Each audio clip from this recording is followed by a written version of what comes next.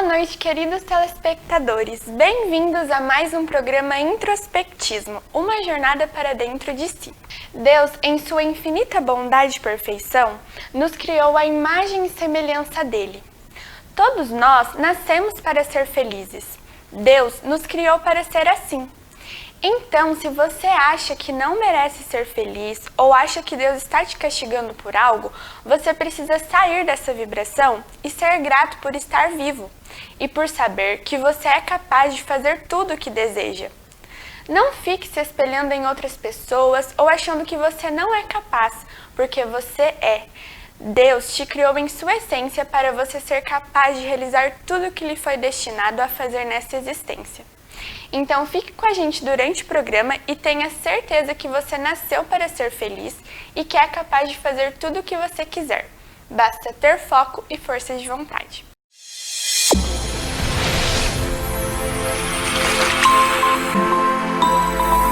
Boa noite a todos. Estamos começando aqui mais um programa Introspectismo, o programa realizado pelo Instituto de Pesquisas e Tratamentos Humanísticos, o IPTH.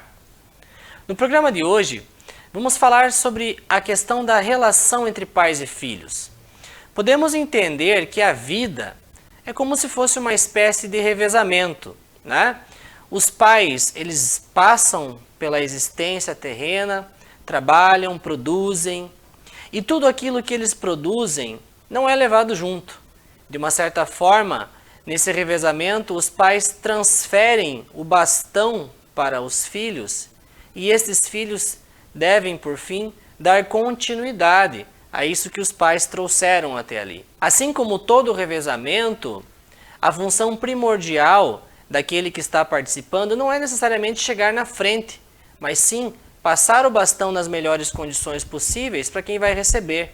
Da mesma forma, na nossa vida, tudo que fazemos, tudo que produzimos, é o bastão que, na verdade, vamos entregar para os nossos filhos.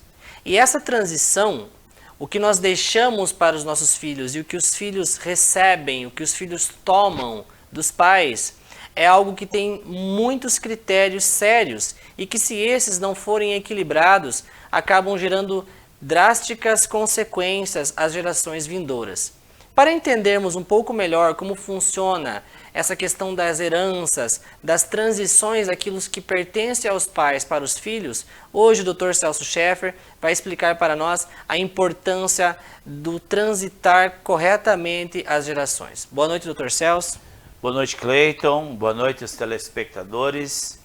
Nós falamos do canal 38, TV Cultura, em Apucarana. O tema que nós falamos hoje, relacionamento, pais e filhos, tem uma complexidade e uma profundidade extremamente delicada. Por quê? A escolha dos nossos pais se dá a partir de vínculos, das mais variadas ordens de vínculos. Vejam, no plano espiritual, quando é designado para nós nascer, então é feita uma análise de todos os vínculos possíveis para que esses vínculos determinem quem serão os nossos pais. Nós temos vínculos de ódio, nós podemos ter vínculo de amor, nós podemos ter vínculos de morte, enfim, existe uma infinidade de possibilidades de vínculos que estruturam o nosso nascimento através dos nossos pais, que são os portais da existência humana.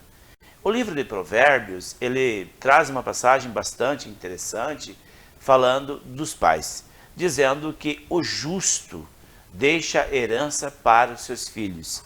E a herança é uma bênção na vida dos filhos ou uma maldição. Olhe como é contraditório e delicado essa questão. Ela pode ser uma bênção e pode ser uma maldição. Nós atendemos pessoas aqui do Paraná, do Brasil inteiro, né, com questões sérias de herança. Vou contar um caso clínico para o nosso querido telespectador entender. Um caso de vidas passadas, né, que foi desenrolando na existência atual. Eu atendi uma moça de 15 anos, 15, 16 anos, com sérios problemas de déficit de atenção e insônia, algo muito perturbador. Ela não conseguia dormir, ansiedade, tinha pânico, uma série de problemas de ordem psíquica. E aí, durante o processo terapêutico dela, nós encontramos a origem da problemática da insônia. Agora preste atenção, aqui entra a questão da herança. Numa existência passada, ela tinha mais uma irmã e um irmão, ela era a caçula. Vejam, os pais faleceram, deixaram uma grande fortuna para os 3 filhos.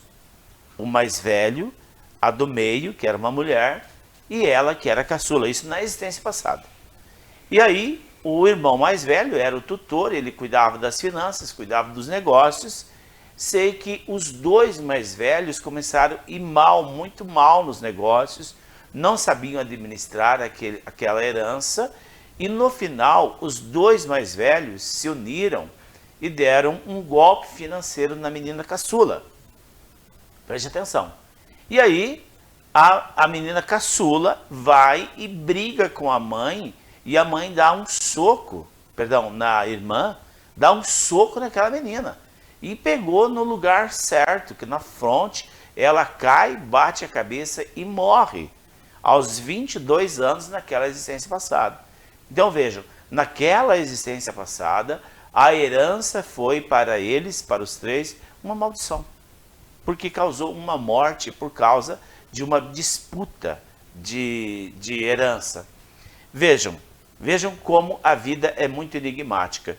Por isso que eu falo, falar sobre esse tema exige uma profundidade e existe um não fechar caso, né? Nós não fechamos esse caso, dizemos assim, isso é assim, não muda. Não, quando falamos da vida e seus mistérios, né, Cleito? Sempre nós deixamos aberto para uma nova fonte de pesquisa, uma nova forma de analisar, porque é muito profundo e enigmático, e cada pessoa tem uma estruturação em seu campo kármico. Então vamos seguindo nesse exemplo desse caso clínico que eu estou narrando para vocês. Então vejam que nessa existência, os 3 da existência passada, os 3 irmãos, se encontraram aqui, nessa existência. O irmão mais velho é o pai da menina, da irmã mais nova da vida passada. E a irmã do meio, que bateu nela e tirou a vida dela, é hoje a mãe. Cleito, olha que interessante. Muito curioso, né? Muito curioso, né? E aí, vejam que o dinheiro da herança na existência passada foi a maldição daquela existência. Então, nessa existência, o pai montou, ele tinha 5 empresas, isso há 10 anos atrás, que faturava em média 7, 8 milhões por mês. Era um faturamento extraordinário. Ele quebrou ao nível de passar fome. E a mãe, durante essa crise, a mãe teve um infarto e ficou sequelada no braço direito. O braço que deu o soco na irmã mais nova na existência passada. Então ela arrumou um jeito de atrofiar o braço para não correr o risco de repetir a tragédia da existência passada. E o hoje pai, que na existência passada era o irmão mais velho, quebrou de marré, porque o dinheiro era perigoso. Era perigoso, porque ele trazia dentro dele aquela memória da tragédia que aconteceu. Então vejam, a herança ela pode ser uma bênção, em alguns casos é uma maldição. O que é que se torna maldição? Quando os filhos não honram os pais na partilha. Quando um irmão ou uma irmã, ou alguns irmãos, se reúnem e querem passar a perna no outro, no outro ou nos outros irmãos. Isso vai criando um emaranhado de maldição. E a alma dos pais, que deveriam descansar, são evocadas a cada conflito, são evocadas a cada justiça, a cada momento que eles vão na justiça, aquele rolo, aquela coisa terrível, aí a família começa a adoecer. Por quê? não honraram os pais, não deixam os pais descansarem, não deixam os pais passarem o seu momento na erraticidade em paz, por conta do sacrifício dos pais, o suor dos pais que deixaram na forma de matéria, de bens para os filhos, né, Cleiton? Exatamente, doutor. E essa questão de transição de heranças entra também a forma com que os filhos devem receber isso, né? A forma em que se torna leve e que não gera nem culpa para os pais, né, ou até mesmo para os filhos ao receber essa questão, né? Sim, é muito importante essa questão de como os filhos devem se comportar diante da herança. Eu quero voltar no caso clínico de novo, Cleiton, porque é muito interessante. Vejam, na existência passada houve a tragédia, nessa existência continuou a tragédia, só diferente. O pai perdeu tudo que tinha, comprometeu a família inteira, emprestou dinheiro da sogra, do sogro, do tio, do irmão, fez maior rolo. E a mãe sequelou o braço. E a menina, ela veio para a terapia com sérios problemas psíquicos. Então, veja, um probleminha que ela estava... É um probleminha, porque não é um problema grave. Ela queria tratar por questão da escola, dificuldade de se relacionar, né? Então, nós puxamos esse lodo da existência passada. E que se não trabalha isso, continuava a mesma dança do padrão de repetição.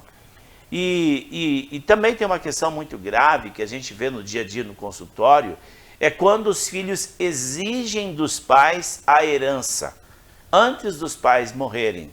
Aqueles que exigem a herança, aqueles que cobram dos pais a herança, mesmo que depois, quando os pais conseguirem doarem aquela herança, os filhos não conseguem tomar aquilo que de fato lhe era reservado, porque eles desonram o trabalho dos pais e, em vez de trabalhar para conquistar, para fazer o pé de meia, eles exigem que os pais tirem deles e dê para os filhos. Esses filhos estão na contramão do princípio da vida. Isso é um caso muito grave e muito comprometedor para os filhos que se comportam assim. Tem uma outra questão também, é que eu vejo muito isso no consultório. Os pais falecem e tem lá 5 irmãos. Aí tem um deles ou dois que fala, eu não quero nada da herança. Por que ele não quer? O que há por detrás desse comportamento? Há uma sensação de culpa. Então aquela sensação de culpa, de alguma forma que está mal resolvido no sistema familiar, ele quer se eximir da culpa e automaticamente se eximir da responsabilidade de fazer aquela herança progredir, fazer prosperar. Então ele ou ela tem uma fala muito consistente. Olha, eu não quero nada dessa herança, vou deixar para vocês, porque eu não quero nada. Isso é realmente um peso. E aí esse filho ou esses filhos não conseguem acolher os pais e aquilo que veio dos pais, e se tornam vazios e empobrecidos espiritualmente, Cleiton. E também é importante, doutor, a gente esclarecer qual que seria então a forma ideal de transição, né? Como que seria a melhor forma de que os pais transferissem o que possuem aos filhos e que os filhos de forma harmoniosa recebessem isso, não é mesmo? A melhor forma para não gerar conflitos é que os pais deixem isso tudo organizado e dividido em partes iguais, sem querer beneficiar um ou prejudicar o outro.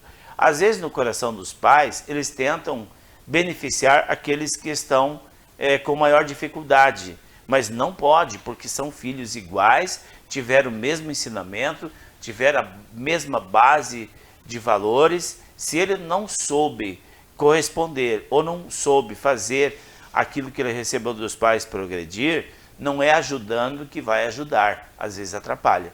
Tem que ser justo. E os filhos têm que tomar isso de uma forma alegre e feliz. Esse é o melhor jeito, Cleiton. Mesmo. E nosso tempo acabou, não é mesmo? A gente vai encerrando o nosso programa então. E contamos com a sua audiência amanhã, nesse mesmo horário, aqui no canal 38. Um grande abraço e até a próxima oportunidade.